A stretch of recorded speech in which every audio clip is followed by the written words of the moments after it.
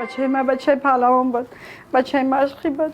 نزدیکان سلمان وهابوف کشتیگیر 9 ساله تاجیک که چند نشان و جایزه گرفته است از آینده او امیدی زیاد داشتند. یک صدمه یا تصادف نقلیاتی آرزوهای این نورس و پیوندانش را برباد داد. تقریبا 1 سال بعد سلمان چنین احوال دارد. و گفته این نزدیکان نه گپ میزند نه راه میرود و با دشواری نفس میکشد. این وضعیت ما هندوستان بردم قریب 2 ماه در هندوستان بود کودک. این نوا مردم خیلی با مجبورم که من با کودک برم سر زده پای بچه کار نمیکنه، دست پوچه بچه کار نمیکنه، گپ نمیزنه، نه گپ میزنه نه راه میگرده نه هیچی. حادثه بهار سال گذشته در ناحیه واسه ولایت ختلون رخ داده است. پیوندانش گفتند سلمان در راه پیاده‌گرد زیر چرخ ماشین ماند.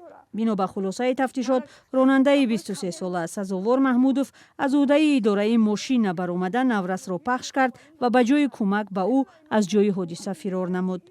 سرعت تیز میآید، میزنه کودک در 22 متر کودک میپره. خیلی جیانم در مغازین کار میکنه، اما میآید وقتی که آدم بسیار میشوه بچه‌هایی که ای مشق میان فوتبالیستا میآیند کودک میگیرن و بالنسه را میبرن.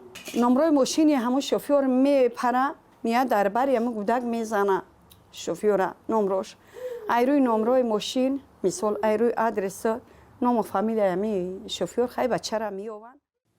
در پی صدمه به خلاصه پزشکان کاسخانه و مغز سری سلمان آسیب جدی دیده است. با حکم دادگاه ناحیه واسه راننده به 5 سال زندان محکوم و 4 سال از حق رانندگی محروم گشت. با حکم دادگاه ناحیه واسه راننده 5 سال از آزادی محروم شده باید در کلونی‌های اصلاحی سکونت ادای جزا کند و همچنین وی 4 سال از حقوق رانندگی هم محروم گشته است. تلاش ما برای صحبت با خود راننده و نزدیکانش نتیجه نداد. نزدیکان نورسی اکنون معیوب که ادعا دارند راننده در آزادی است حکم را سبک می‌دانند و برای بازبینی آن به چندین نهاد شکایت بردند.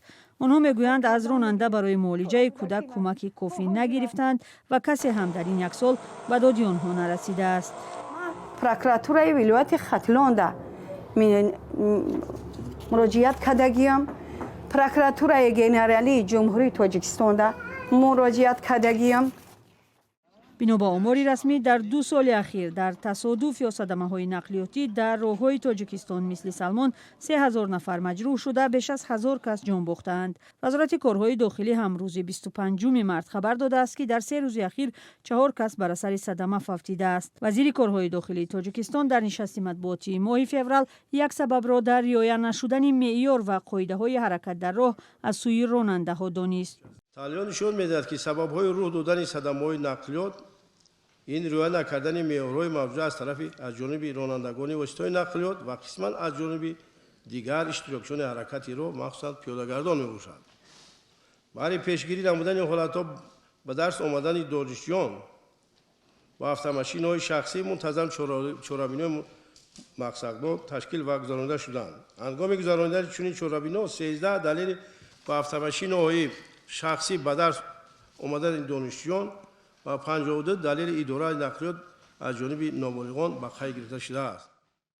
تحلیلگران از سبب‌های دیگر از جمله سرعت بلندی حرکت در راه، ناکافی بودن دانش و فرهنگ رانندگی نام میبرند. بسیاری صدمه‌های مرگبار هنگام گردش کردن رخ می‌دهند. با همان سرعت حرکتی که در راه راست حرکت می‌کنند، در گردش هم با همان سرعت گردش می‌کنند. این عامل انسانی است که بستگی به معرفتی کسبی خود راننده ها دارد. در گزارش‌های پیشینه رادیوی آزادی در این باره بعضی از همصحبتان فساد مالی و گاه نخوانده و دسترس کردن پروانه یا شهادتنامه رانندگی را نیز از سبب‌های صدمه زیاد در کشور نام برده بودند. پارلمان تاجیکستان ماه فوریه امسال جریمه را برای رعایت نکردن قاعده‌های حرکت در راه زیاد کرد.